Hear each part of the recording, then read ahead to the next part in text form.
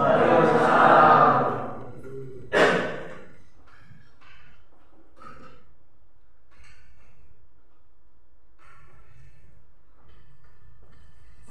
pagi anak-anak. Pagi. Gimana kabar kalian hari ini? Baik. Baiklah. Berjumpa lagi dengan Bu Eni dengan pelajaran apa? Oke, dengan pelajaran biologi. Sebelum kita memulai kegiatan pembelajaran hari ini, alangkah lebih baiknya kita awali dengan berdoa terlebih dahulu. Untuk berdoa silakan diberi berdoa terlebih dahulu. Untuk mengawali kegiatan pada pagi hari ini, mari kita doa. Doa mulai.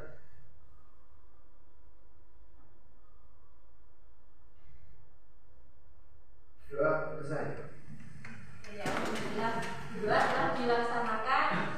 Sekarang dilanjutkan dengan absensi. Di absen dulu ya sama Bu Eni. Andika Surya, Asti, April, Bagus Aris, Cinta, Dimas Dardi, Dimas Sebri, Ekis, Farid Nuris, Larissa Eka, Lilis, Saiful Jasir. Oke, sakit. Ada yang belum saya panggil?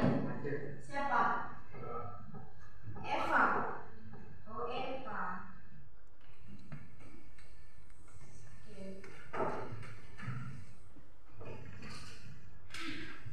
Baiklah anak-anak, kita mulai kegiatan pembelajaran kita hari ini.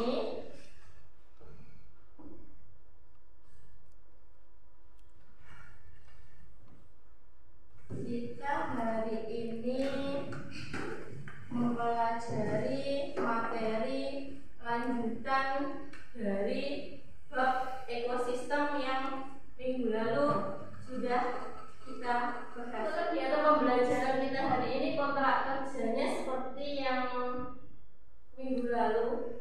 Ada beberapa kontrak kerja yang harus kita penuhi. Yang pertama adalah kalian harus siap melaksanakan kegiatan belajar mengajar dengan memaksimalkan sesuai dengan ketentuan. Yang kedua, kalian harus siap untuk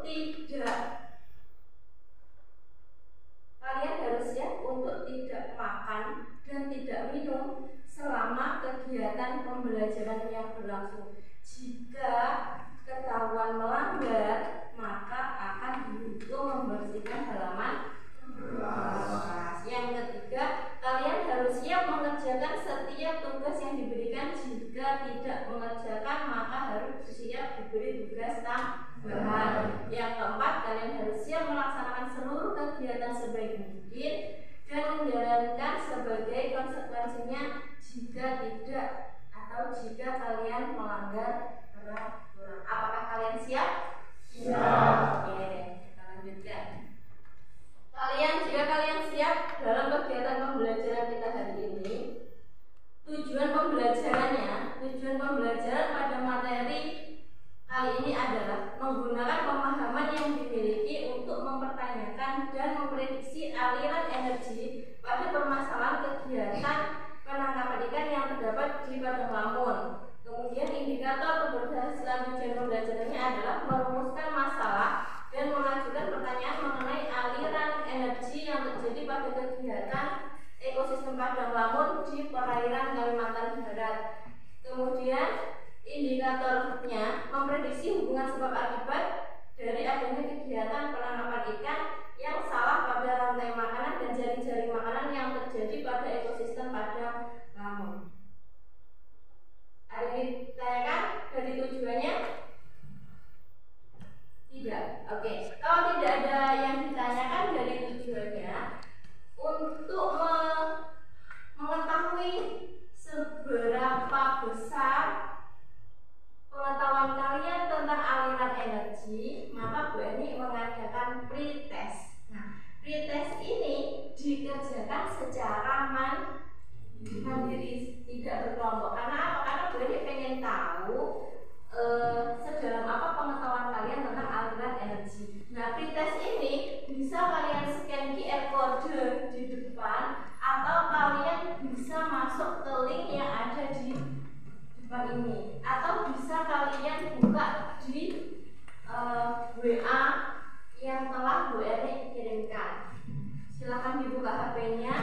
silahkan dibuka link pretestnya, kemudian silahkan dikerjakan. Nah, silahkan dipilih sesuai dengan yang kalian anggap itu benar. Apakah ada masalah, guys? Oh, tidak. Siapa yang belum bisa masuk ke link?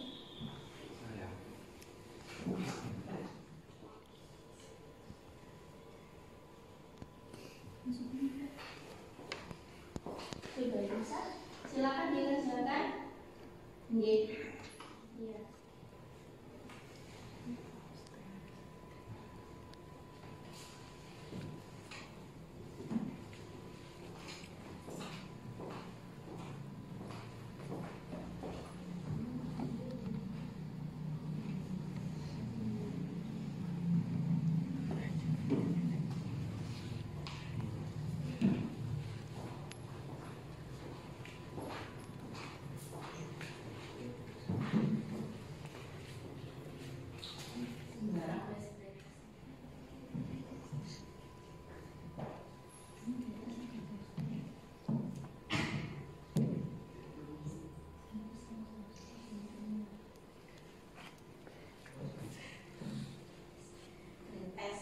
Linknya pretest, bukan post test. Gimana, sudah selesai? Sudah. Ada yang belum selesai? Siapa yang belum selesai? Melani sudah? Eva sudah? Nikma sudah? Bagus. Farid? Oke, kalau sudah kita lanjutkan. Oke. Anak-anak, apakah kalian masih ingat minggu kemarin kita mempelajari tentang materi apa? Minggu kemarin kita materinya apa? Materi interaksi. Ada berapa bagian interaksi yang kalian ketahui? Ya, yang kalian. Ada 8. Yang pertama komensalisme, mutualisme, parasitisme, amensalisme, netralisme, terus predasi, kompetisi, dan yang terakhir proto-kooperasi. Oke, proto-kooperasi. Nah, dari ke-8 interaksi itu siapa yang tahu atau siapakah yang ingat pengertian dari masing-masing interaksi tersebut? Saya gitu. Iya, Mel. Mutualisme, interaksi antar spesies yang saling menguntungkan. Iya. Parasitisme, interaksi antar spesies yang satu untung dan yang satu rugi. Iya. Netralisme, interaksi antar spesies yang masing-masing tidak berpengaruh. Oke, netralisme yang dikatakan netral berarti itu interaksi yang tidak mempengaruhi antara spesies satu dan spesies yang lainnya. Kalau mutualisme yang dikatakan mutu berarti itu mereka saling menguntungkan. Saling menguntungkan. Kalau parasit berarti yang satu untung, yang satu rugi. Yang satu untung, yang satu rugi. Dari penjelasan yang sudah dijabarkan oleh Melani, siapa yang tahu contoh? Kira-kira yang ada di ekosistem padang lamun, contoh apa saja yang masuk ke dalam kategori simbiosis tersebut?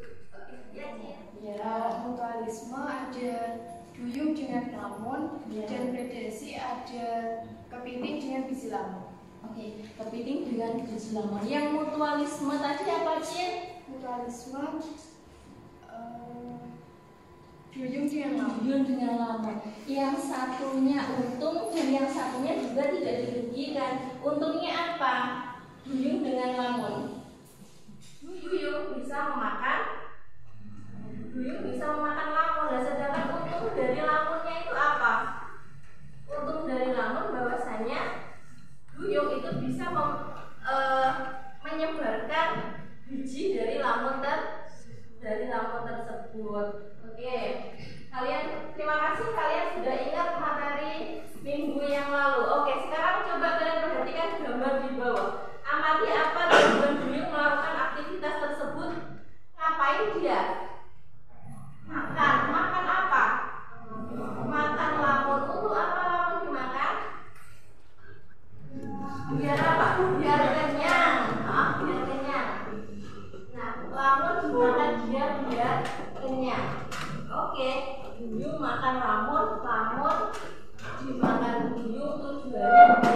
duyung kenyang. Kalau dia sudah kenyang, apa yang terjadi? Kalau dia sudah kenyang, ngantuk. Kalau dia sudah kenyang, berarti dia punya energi. Berarti ada hubungannya aliran energi di sini. Ada. A dari apa? Dari produsen ke konsumen. Oke. Sekarang materi hari ini adalah materi aliran energi. Seperti yang kalian lihat barusan, bahwasanya duyung makan lamun itu merupakan aliran energi dari energi yang ada di lamun kemudian berpindah ke duyung. Oke, kita lihat video di depan ya. Pernahkah Anda berenang di laut, sahabat? Bagaimana rasanya? Asin bukan? Namun, tidak selamanya laut itu asin. Ada kalanya mereka mengandung rasa manis bagaikan gula, walau mungkin sulit untuk Anda rasakan. Rasa manis itu diungkap oleh para ilmuwan dari Max Planck Institute. Mereka mendapati sejumlah besar gula dalam bentuk sukrosa dihasilkan oleh lamun. Awalnya, tim mendeteksi adanya sukrosa ini ada di dasar laut seluruh dunia dengan bobot biasanya mikroorganisme dengan cepat mengonsumsi gula bebas di lingkungan laut. Namun, para ilmuwan lewat makalahnya melaporkan lamun mengeluarkan senyawa fenolik yang menghalangi sebagian besar mikroorganisme untuk mendegradasi sukrosa tersebut. Dapat dipastikan sukrosa tetap berada di bawah badan rumput dan tidak dapat diubah menjadi karbon dioksida dan dikembalikan ke laut atau atmosfer. Hal itu membuat konsentrasi gula sangat tinggi dalam penemuan pada ilmuwan. Sejumlah besar gula itu dibenamkan ke dalam tanah sekitar lamun yang disebut risosfer. Konsentrasi gula di bawah lamun setidaknya 80 kali lebih tinggi daripada yang diukur sebelumnya di lingkungan laut lainnya. Sebagai gambaran, kami memperkirakan bahwa di seluruh dunia ada antara 0,6 dan 1,3 juta ton gula, terutama dalam bentuk sukrosa di risosfer sekitar lamun. Jelas, Manuel Libecki dikutip dari Tech Explorers. Dia adalah kepala riset interaksi metabolik di Max Planck Institute. Gula sangat disukai mikroba karena mudah dicerna dan kaya energi. Tetapi, yang jadi mengerankan adalah komunitas besar mikroorganisme di sekitar lamun tidak mengonsumsinya. Para peneliti belum memiliki jawaban pasti atas fenomena ini. Hal yang membuat menarik pada ilmuwan terdapat mikroba yang mampu berkembang dengan sukrosa walau kondisinya ekstrim. Maggie Sogin, pemimpin penelitian itu berpendapat bahwa mikroba ini tidak cuma mampu mencerna sukrosa dan menurunkan fenolat, tetapi juga dapat memberikan manfaat buat lamun dengan memproduksi nutrisi yang dibutuhkan untuk tumbuh seperti nitrogen.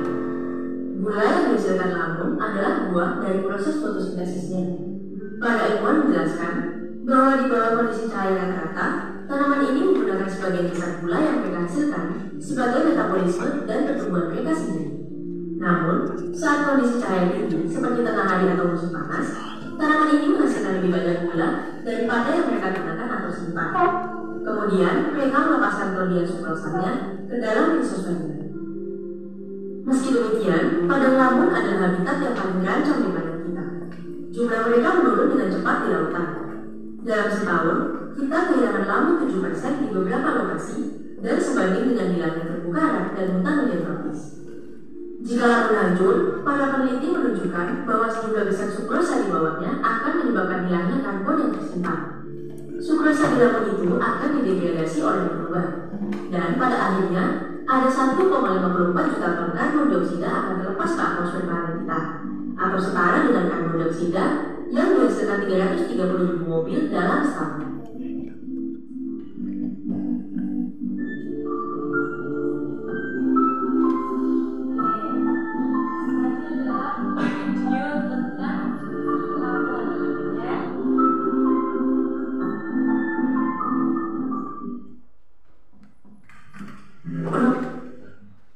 Video tentang lamun nanti tentang apa? Tentang manfaat lamun dan terancamnya ekosistem laut.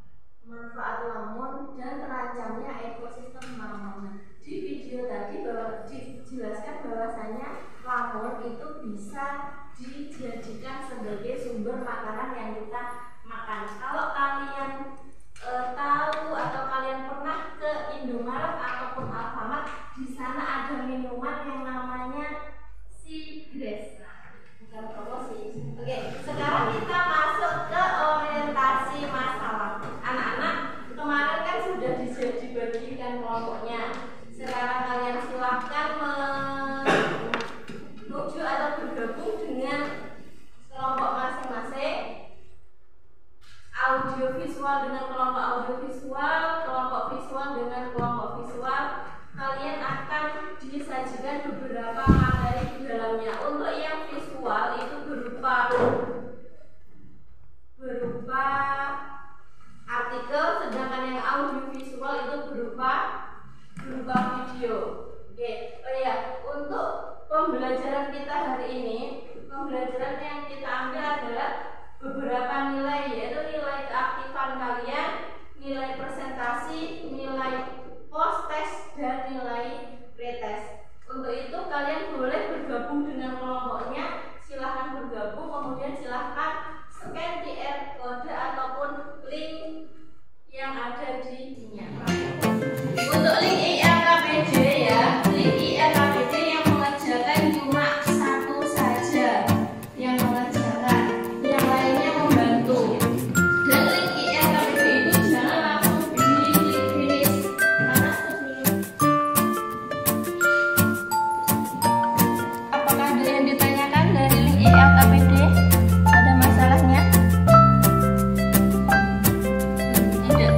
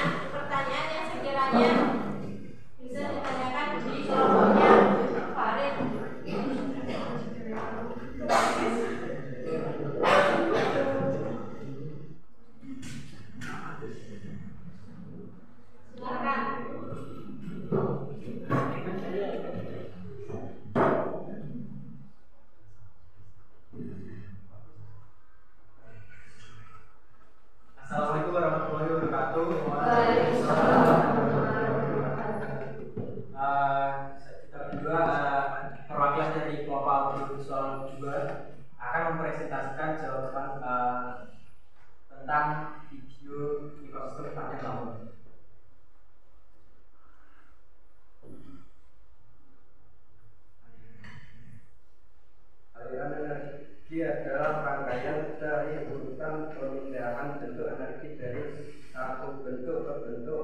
ciri lainnya yang dimulai dengan sinar matahari, lalu berpindah ke produsen, berpindah lagi ke konsumen primer atau herbivora, berpindah lagi konsumer tingkat tinggi atau karnivora hingga sampai ke sabroba.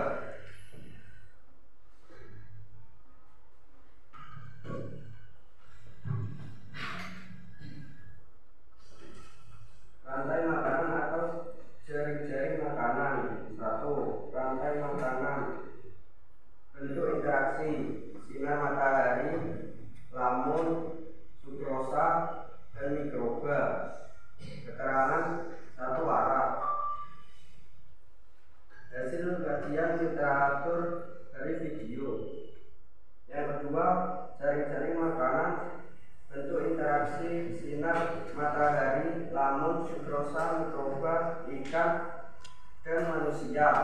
Keterangan satu arah. Hasil kajian literasi dari video.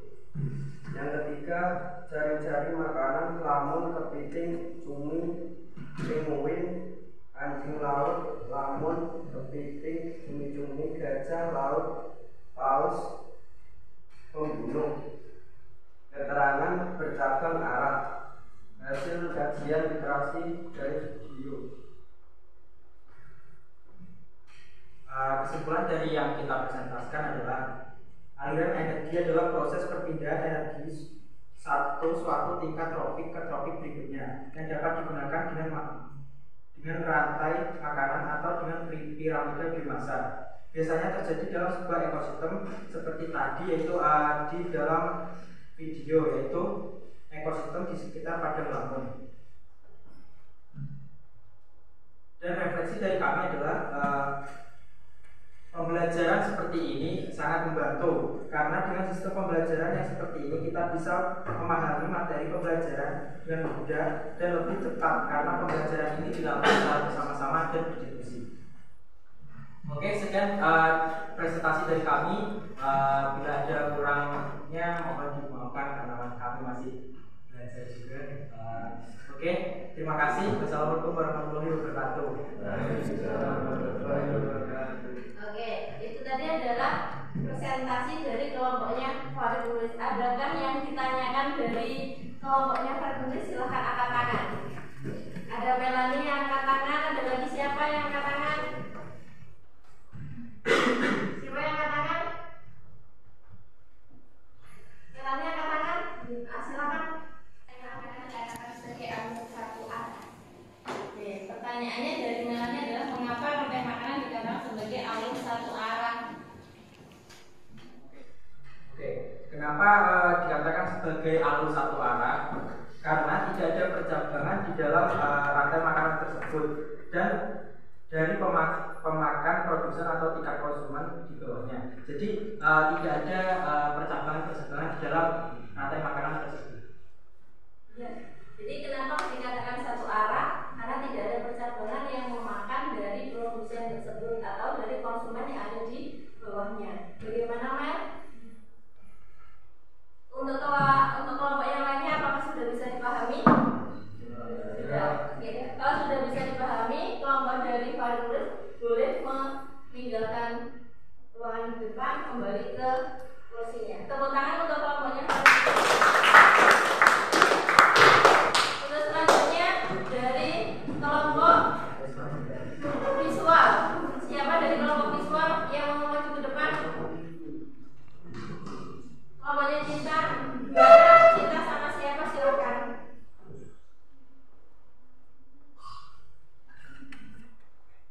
Cinta sama siapa? Sama Mbak Sepri, silakan.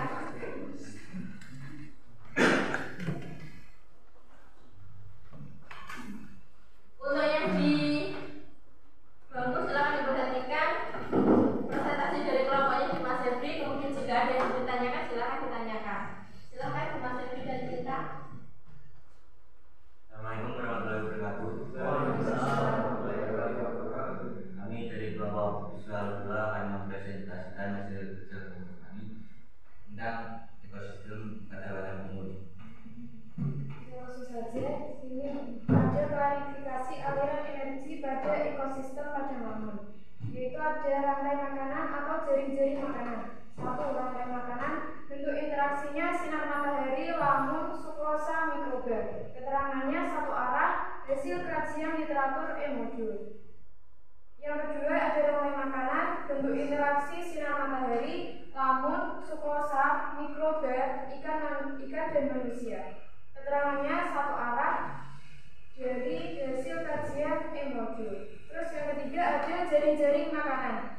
Bentuk interaksi ini ada lamun, kepiting, cumi, pinguin, anjing laut, lamun, kepiting, cumi-cumi, gajah laut, paus, pembunuh. Ini keterangannya bercabang arah. Hasil kajian dari literatur modul. Di sini berdasarkan hasil presentasi dan tanggapan dari guru, kesimpulannya aliran energi dapat didefinisikan sebagai perpindahan energi dari satu tingkatan trofik ke tingkatan-tingkatan berikutnya. Pada proses perpindahan energi tersebut selalu terjadi pengurangan pada jumlah energi di setiap urutan pemindahannya melalui tingkat trofik makan-memakan.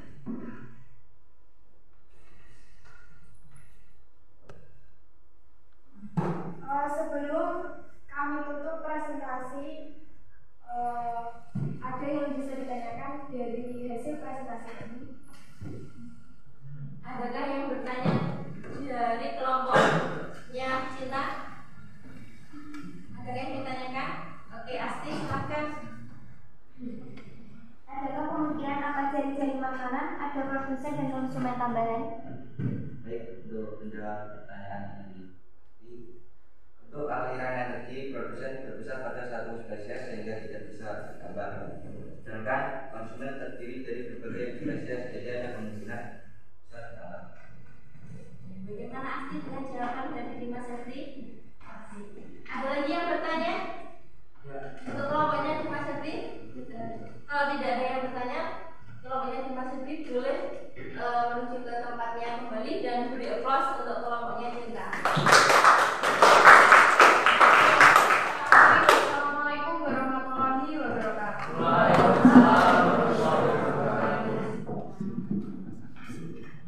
Baik, anak-anak, kalian sudah mempresentasikan dari ILKPD kalian, dari kelompok visual sudah, dari kelompok audio visual juga sudah.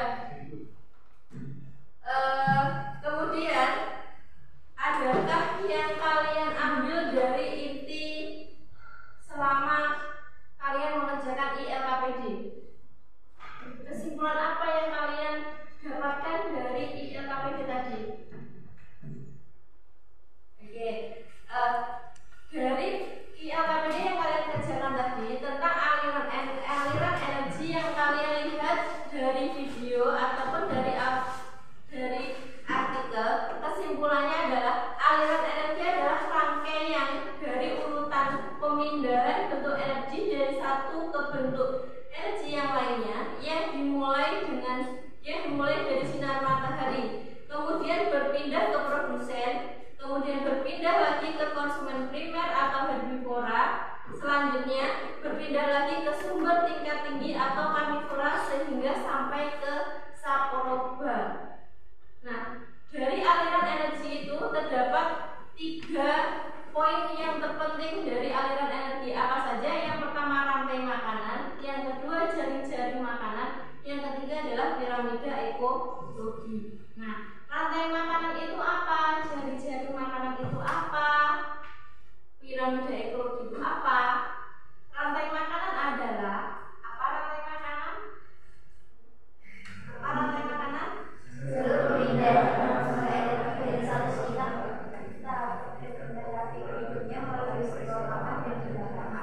Rantai makanan adalah jalur pemindah atau transfer energi dari satu tingkat trofik ke tingkat trofik selanjutnya melalui peristiwa makan dimakan. Kalau tidak melalui peristiwa makan dan dimakan, maka energi tidak bisa tersalurkan.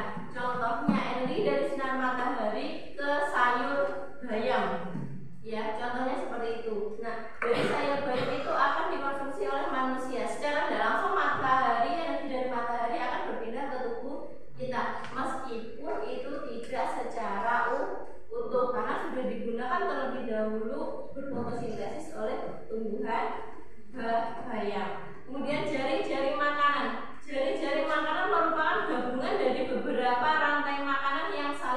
berhubungan dan kompleks.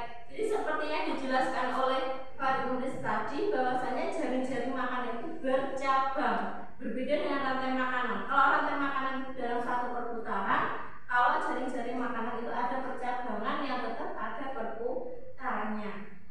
Kemudian piramida ekologi. Piramida ekologi merupakan gambaran dari susunan antartrofik yang didasarkan pada kepadatan berat kering populasi serta kemampuan dalam penyimpanan energi di setiap trofiknya. Nah, itu ada 3 sebab yang paling penting dari aliran energi. Apa saja?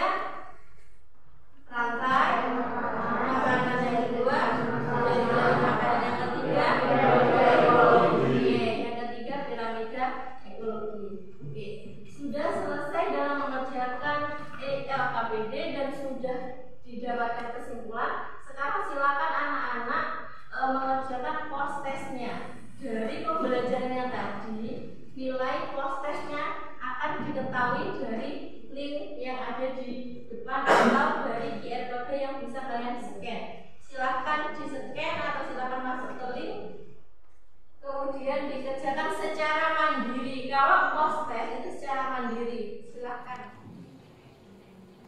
Saya belum nyari di post test.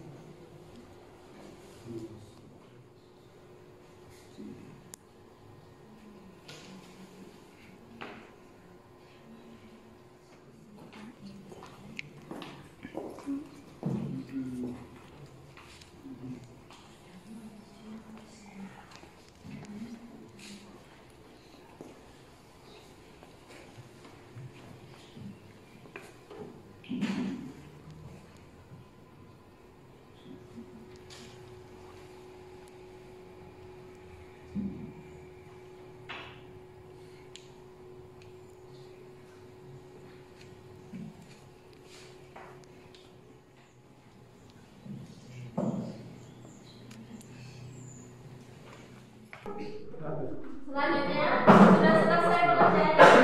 Ya. Dan diakhiri sudah ditulis.